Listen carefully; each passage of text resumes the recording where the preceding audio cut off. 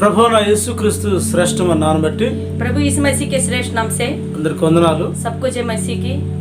దేవుని ప్రియమైన బిడ్డలారా, प्रिय परमेश्वर के लोगों, ఈ రోజు ఆత్మ సంబంధమైన మాటలు ఆలకిస్తున్న మన జీవితాల్లో आज आत्मी बातों को सुनने वाले हमारे जीवन में నిశ్చయంగా ఆశీర్వాదకరమైన అనుభూతుల్లో మనం నడిపించబడుతుంది. निश्चय रूप से आशीषमय की अनुभूति में हम लोग चले। దేవుని ప్రియమైన బిడ్డలారా, प्रिय परमेश्वर के लोगों, గమనించండి, ध्यान दीजिए। దేవుడు కొందరి జీవితాల్లో వాళ్ళు చేస్తున్న మార్గాల్ని గుర్తిస్తూ వస్తూ ఉన్నాడు. प्रभु कुछ लोगों के जीवन में जिन मार्गों पर वे चलते हैं उन्हें स्मरण करते हुए आते हैं। వాళ్ళు చేసే కార్యాలు, जो कार्य वे करते हैं, ఆ చేసే కార్యాలు కొన్ని ఆత్మ సంబంధం ఉంటాయి, కొన్ని శారీరక సంబంధంగా ఉంటున్నాయి. जो कार्य वे करते हैं कुछ तो आत्मीय होते हैं और कुछ शारीरिक। కొందరు మంచిగా దాన్ని తీసుకుంటారు, కొందరు చెడ్డగా దాన్ని తీసుకుంటారు. कुछ अच्छे रूप में लेते हैं और कुछ लोग बुरे रूप में। మాట ఒకటే, बात तो एक ही है, కానీ వాటి అర్థాలు వేరువేరుగా తీసుకొని వేరువేరుగా జీవిత చరిత్ర నడుపుకునే వేరువేరు వ్యత్యాసమైనటువంటి ప్రజలు ఉంటా ఉన్నారు ఈ భూమి మీద. लेकिन उसका अर्थ जो है अलग अलग रूप से लेकर अलग अलग रूप से अपना जीवन बिताने वाले कई प्रकार के लोग इस पृथ्वी पर देखने को मिलते हैं। సమూయేలు 2వ గ్రంథం 17వ అధ్యాయం 22-23 వాక్యాలు. पढ़ते समूएल की दूसरी पुस्तक 17वां अध्याय 22 और 23 वचन। तब दाऊद ने अपने सब संगियों के समेत उठकर यॉर्दान पर हो गया और वो पटने तक उसने एक भी ना रहा गया जो यॉर्दान के पार ना हो गया हो।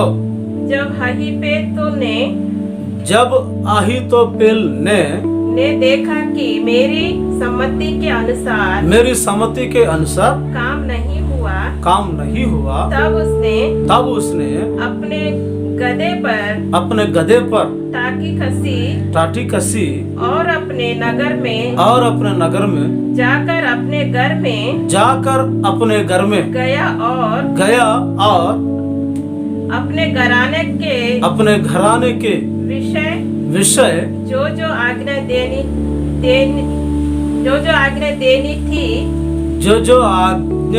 देनी थी और देखकर अपने को फांसी लगा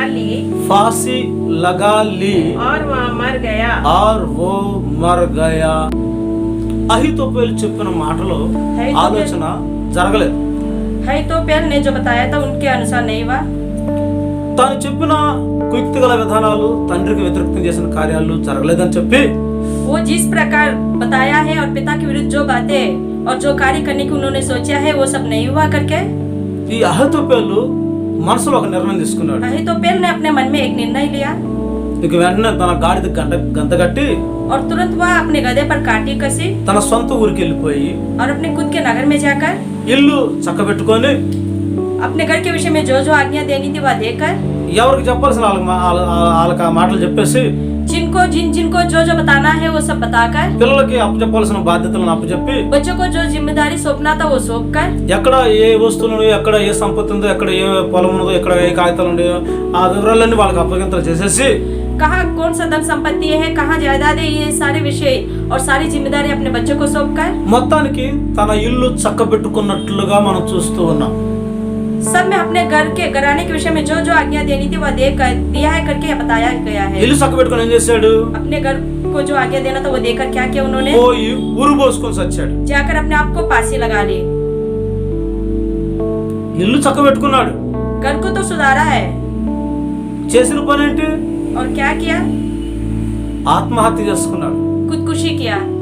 దేవుని ప్రియమైన బిడ్డలారా, प्रिय परमेश्वर के लोगों, ఇక్కడ ఇల్లు చక్కబెట్టుకొని అని రాసి ఉంది, కానీ यहाँ पर अपने घर के विषय में जो आज्ञा देनी थी वो देना है करके तो लिखा गया है, ఏం లాభం? लेकिन क्या फायदा? తన జీవితంలో అపారమైన నష్టాన్ని కొని తెచ్చుకున్నాడు. अपने जीवन में कई प्रकार के नष्ट लेकर आ गया। ఎట్లా అంటే గమనించాలి, ध्यान दीजिए, ఇక్కడ చక్కబెట్టుకున్నటువంటి ఈ విధానాలు, यहाँ पर जो सुधारने की आज्ञा, जो विधि विधान है, ఇది చాలా లోక సంబంధంగా ఉన్న చక్కబెట్టుకుంటులాగా అనిపిస్తుంది. यह सांसारिक रूपी संबंध रीति रिवाज के अनुसार जैसे देखने को मिलता ఇది है। భయంకరమైనటువంటి శాపగ్రస్తమైన చక్కబెట్టుకున్నకి గుర్తుగా ఉంది. यह भयंकर रूप से श्राप को लाने के रीति से किया गया कार्य है। అయితే ఇలాంటి చక్కబెట్టుకుంట పెద్ద ఇది దేవునికి ఇష్టమైన చక్కబెట్టుకుంటాం కాదు.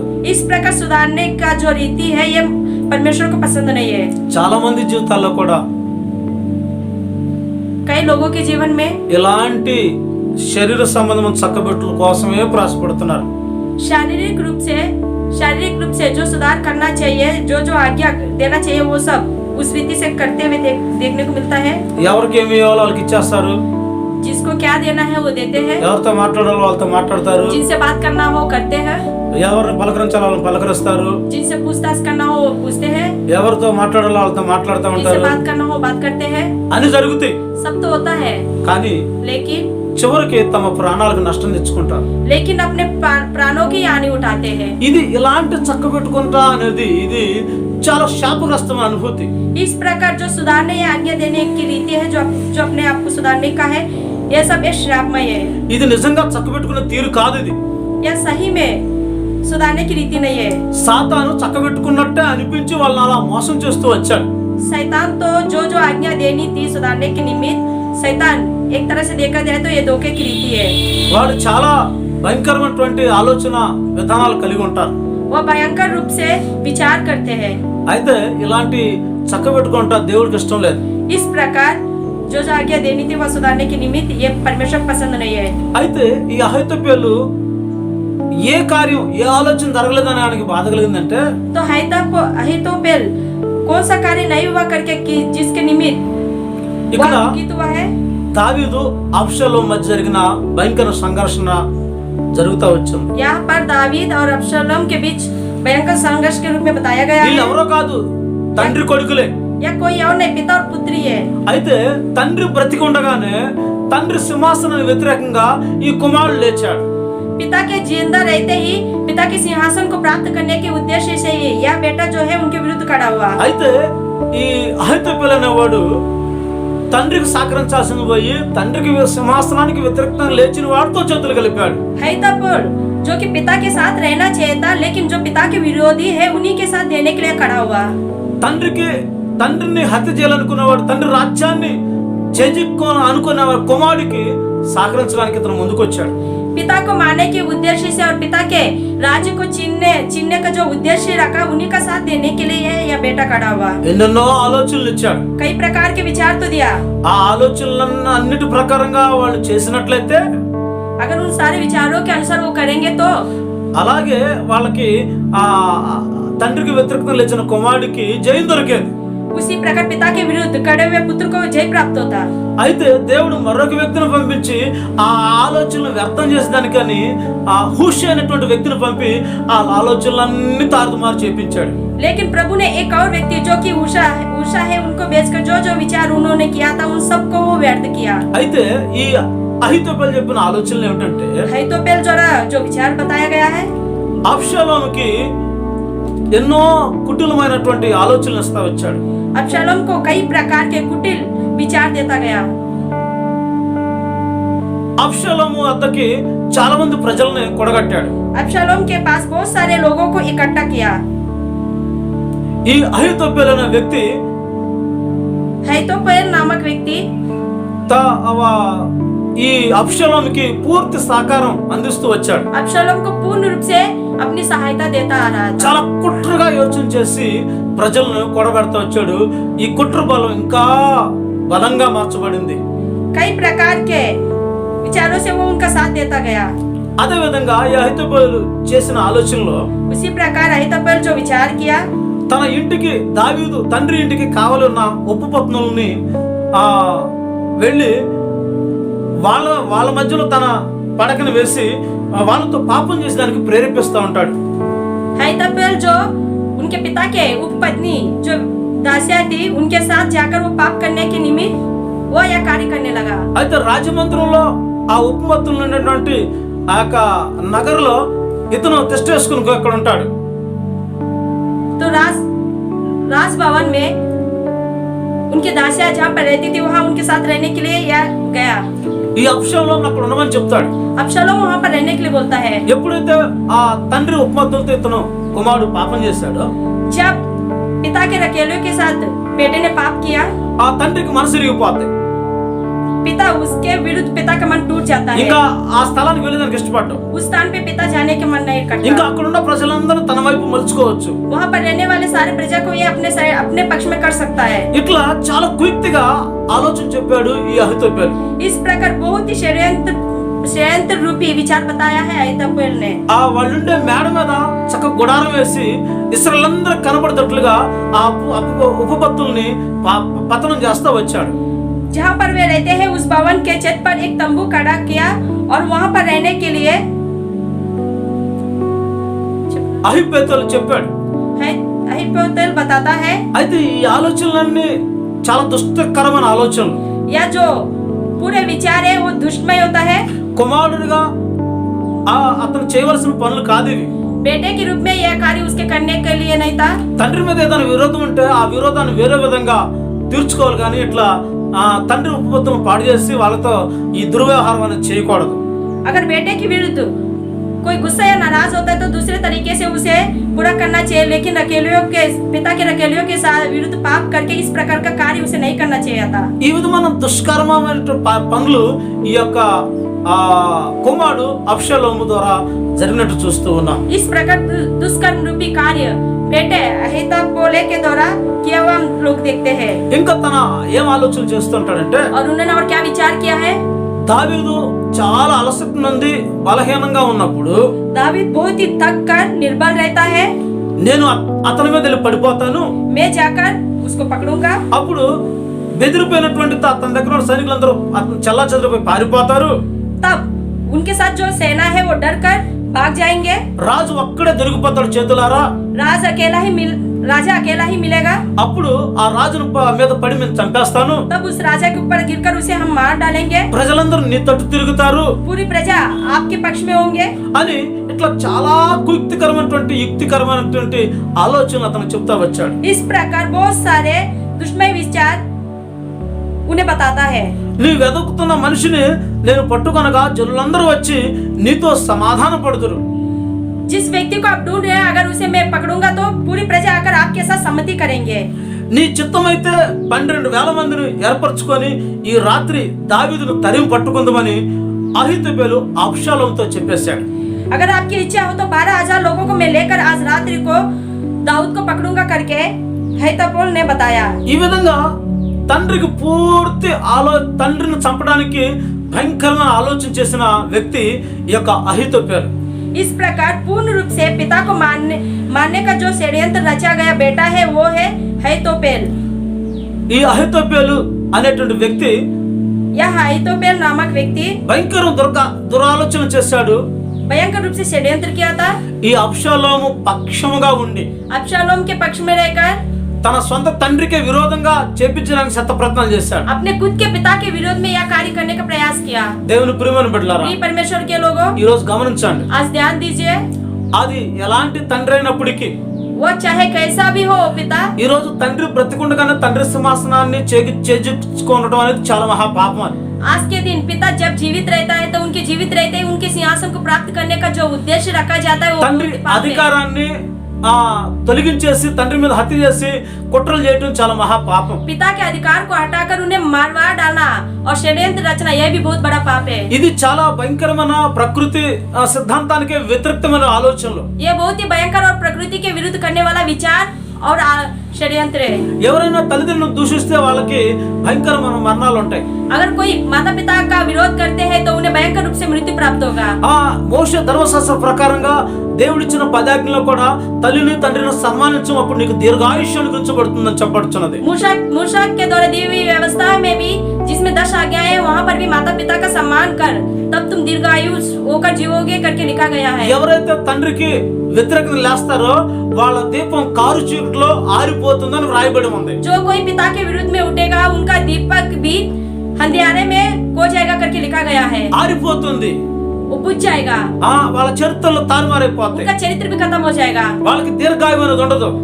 उन्हें तो दीर्घायु भी प्राप्त नहीं होगा, ఆకస్మికమైన మరణాలు సంభవిస్తాయి. अचानक रूप से मृत्यु को प्राप्त करेंगे. తల్లిదండ్రులు అలక్ష్యం చేసిన వాడిని లోయలో ఉన్న కాకులు వాళ్ళ కళ్ళు పీక్కుని వెళ్తాయని చెప్పబడుతుంది. जो माता पिता का सम्मान नहीं करते, कौवे आकर उन्हें వాళ్ళ కళ్ళు పీక్కొని వెళ్తాయని వ్రాయబడి ఉంది. कौवे आकर उनके आंखों को उखाड़ कर ले जाएंगे करके लिखा गया है. చాలా చాలా లేఖన సత్యాలు ఎన్నెన్నో హెచ్చరిస్తున్నప్పటికీ इस प्रकार कई प्रकार से वचनों में सत्य को स्पष्ट रूप से बताया, चेतावनी देने के बावजूद भी అహీతోపెలు మాటని తీసుకొని अहीतोपेल के बात को लेकर ఈ కుమారుడైన అబ్షలోము సొంత తండ్రి అయిన దావీదుకి వ్యతిరేకంగా చేశాడు. बेटे अब्शलोम ने भी खुद के पिता दाऊद के व्यतिरेक में विरुद्ध में यह काम किया, చాలా భయంకరమైన కార్యాలు చేశాడు. बहुत भयंकर रूप से कार्य किया. అయితే దేవుడు వీటన్నిటిని విఫలం చేశాడు. तो प्रभु ने इन सारे कामों को अविजय किया. దేవుని ప్రియమైన బిడ్డలారా, परमेश्वर के लोगों, ఈ రోజు ఎవరైనా సరే आज के दिन चाहे वो कोई भी क्यों ना हो, అది శరీర సంబంధమైన తండ్రే గాని, ఆత్మ సంబంధమైన తండ్రే గాని, పరలోకపు తండ్రే గాని, वह चाहे शारीरिक पिता हो, आत्मिक पिता हो या स्वर्गीय पिता हो, ఈ తండ్రులకు ఎవరికైనా వ్యతిరేకంగా ఏ కార్యం చేసి ఉన్నట్లయితే अगर कोई भी पिता के विरुद्ध में कोई भी कार्य करोगे तो వాడు ఎప్పుడూ సఫలం చేయబడ్డాడు. वो कभी भी सफल नहीं हो सकता. మీరు కావాలని చదవండి आप ఈ అబ్షలోము ध्यान చరిత్ర ఏమైందో. दीजिए, अब्शलोम के चरित्र में क्या हुआ है. తండ్రిని చంపడానికని స్వారీ చేస్తూ తన గాడిద మీద వెళ్ళిపోతున్నాడు. पिता को मारने के उद्देश्य से वह सवार करते हुए अपने गधे पर जा रहा था. తన అందమైన కురులు, చక్కని వెంట్రుకలు వేలాడుతా వస్తూ ఉన్నాయి. उसके सुंदर में వెంట్రుకలు వెళ్ళిపోయి చెట్టు కొమ్మలు చుట్టేసుకున్నాయి. उसके बाल जाकर पेड़ से लिपट गया. ఇక తర్వాత కింద ఉన్నటువంటి తన స్వారీ చేస్తున్నటువంటి ఆ వాహనం వెళ్ళిపోయింది. और नीचे जिस पर वो सवारी कर रहा था वो भी भग गया. మధ్యలో ఇప్పుడు ఎలాడుతా ఉన్నాడు మనోడు, ఆ చెట్టు కొమ్మల చుట్టూతో ఎలాడుతా ఉన్నాడు. बीच में या झूल रहा था पेड़ से लिपटकर झूल रहा था. ఆకాశానికి లేడు, ఇటు భూమికి లేడు, ऊपर से तो आकाश में नहीं था और ना ही नीचे पृथ्वी में देखने को मिला. మధ్యలో ఎలాడుతా ఉన్నాడు. बीच में झूल रहा था. అర్థమవుతుందా? समझ में आ रहा है. తండ్రులకు ఎవరైనా విరోధంగా క్రియ చేస్తే వాళ్ళ చరిత్ర అటు పైకి పోరు, ఇటు కింద పోరు, మధ్యలో ఎలాంటి పరిస్థితులు వస్తాయి. अगर कोई पिता के विरुद्ध में कोई भी वो कार्य करेगा तो उनका चरित्र ना तो ऊपर को जाएगा ना नीचे को, लेकिन वो लोग बीच में झूलते रहेंगे. తర్వాత ఒక సైనికుడి చేత చంపబడ్డాడు అక్కడే. बाद में एक सैनिक के द्वारा वो वहीं पर मारा गया. గమనించారా? ध्यान दीजिए దేవుని ప్రియమైన బిడ్డలారా, परमेश्वर के लोगों, ఈ విధంగా తండ్రికి వ్యతిరేకంగా ఆలోచన చేసిన చరిత్రలో అతలకుతలం అయిపోతుంది. इस प्रकार पिता के विरुद्ध में करने वाला चाहे कोई भी कार्य क्यों ना हो, उनके चरित्र उथल पुथल होता रहेगा. ఈ దృశ్యాలన్నీ కలతో చూసినటువంటి అహీతోపెలు ये सारे दृश्य अपने आंखों से देखा हुआ अहीतोपेल ఇంటికి వెళ్ళిపోయాడు. घर तो गया, ఇల్లు చక్కబెట్టుకున్నాడు. अपने घर को सुधारा. చక్కబెట్టుకోవటం అంటే తనలో ఉన్న ఈర్ష్య, ద్వేష, పగ, ప్రతీకారం వాటిని చక్కబెట్టుకోవాలా. घर के विषय में जो जो आज्ञा देना था, इसका मतलब है अपने अंदर जो ईर्ष्या, गुस्सा और विरोध जो है उसको उन्होंने नहीं निकाला. దాని విషయం చక్కబెట్టుకోలేదు. उसके विषय में कोई सुधार नहीं किया. ఇవ్వాల్సిన ఆస్తిపాస్తులు వాళ్ళకి పంచాడు, వాళ్ళకి చెప్పాల్సిన మాటలు చెప్పాడు. जो धन संपत्ति देना था वो तो बांट दिया और जो जो बातें आज्ञाएं उन्हें देना था वो आज्ञाएं दे दिया. బాధ్యతల వ్యవహారం తన ఇంటి వాళ్ళకి అప్పచెప్పేశాడు. जो जिम्मेदारी देना था वो जिम्मेदारी भी सौंपा, తన లైఫ్ మాత్రం చక్కబెట్టుకోవాలా. लेकिन अपने जीवन को नहीं सुधारा.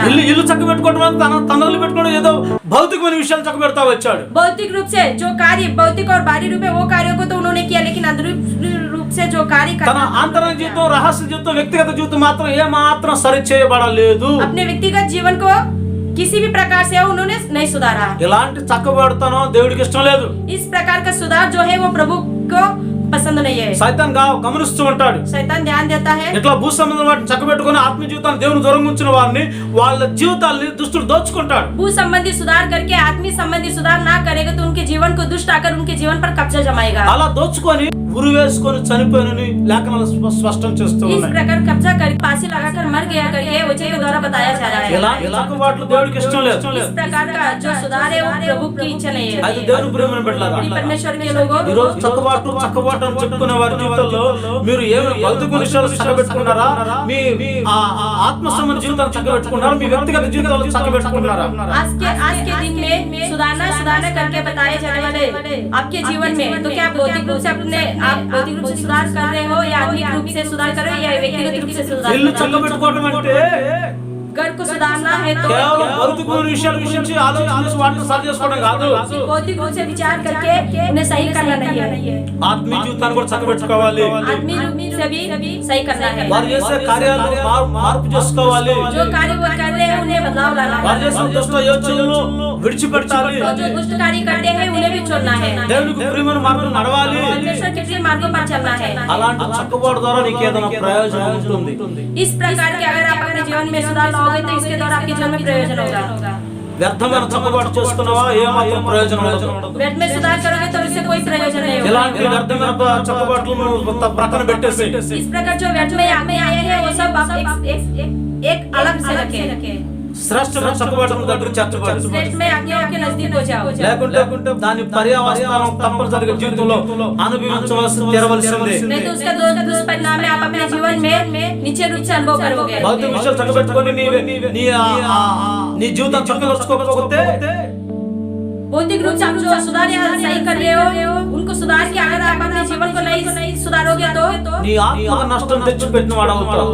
आप खुद ही अपने आत्मा को नष्ट लाने के రెండో लिए నరకానికి అప్పచెప్పబడిన వాడవుతావు। दूसरा मृत्यु जो नरक है उसके योग्य నీ बनोगे। ఆత్మకు నీవే బాధ్యుడిగా మార్చబడతావు। अपने आत्मा के खुद आप जिम्मेदार बनोगे। అందుకని జాగ్రత్త మరి। इसलिए सावधान।